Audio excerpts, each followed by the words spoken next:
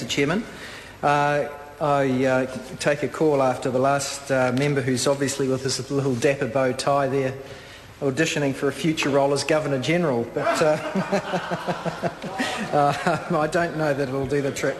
Mr. Speaker, there is a need to tidy up these rules relating to the remuneration and allowances of the Governor-General, and I want to raise two examples which show the need for this Part 1 change. The first relates to the fact that the rules are so old, and someone might have already mentioned this earlier in this debate while I was out of the House, but these rules are so old that they currently entitle the Governor-General to a sailing trip upon appointment from Old Blighty.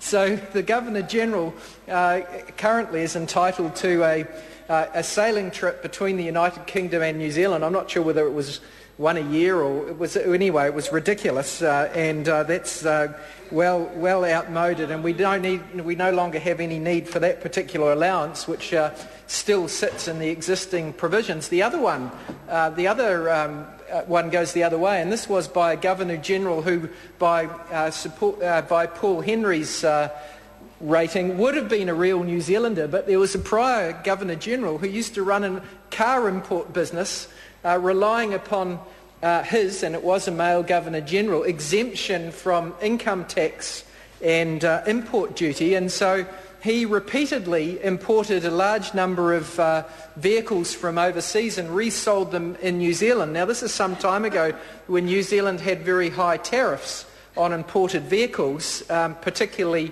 high-end sort of English Jaguars and things that he was importing from the United Kingdom. So he supplemented his stipend by importing vehicles and flogging them off in New Zealand repeatedly. So he had a car sales business on the side, which was tax-free because of his status as Governor-General, and clearly that wasn't a very good way to run the affairs of the Governor-General, and so we need to stop that sort of thing happening again in the future by making it clear that the salary and allowances that are paid to the Governor-General are in appropriate circumstances. Well, the salary at least is taxable, and the sort of thing that we've seen in the past should not happen again. Mr. Speaker, the office of the Governor-General is a high office. It's very important that we have proper rules around the operation of the office of the Governor-General. The Governor-General sits as a very important part of our constitutional affairs as the representative of Her Majesty the Queen of New Zealand, who is the titular head of New Zealand.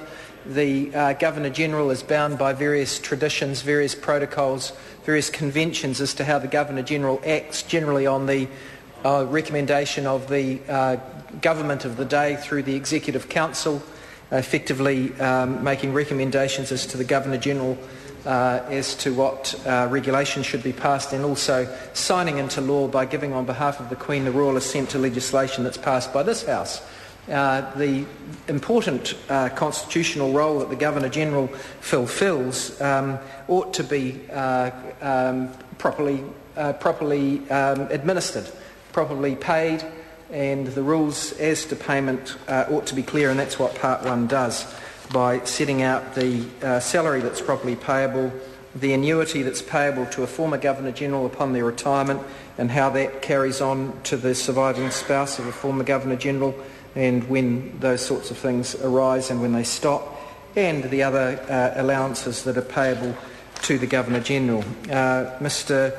Chairman, I would ask the Minister and the Chair if he can recall the instances that I spoke of prior Governor-Generals. The name, if he wants a hint, began with B.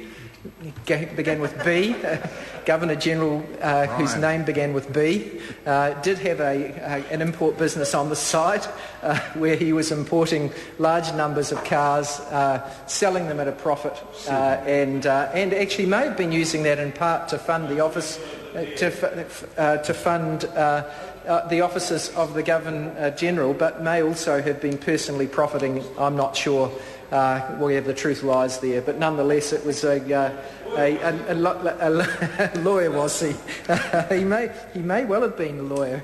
In fact, he may bear the same name as another lawyer who bears his name who got into trouble for other judicial matters. Nikki Kay.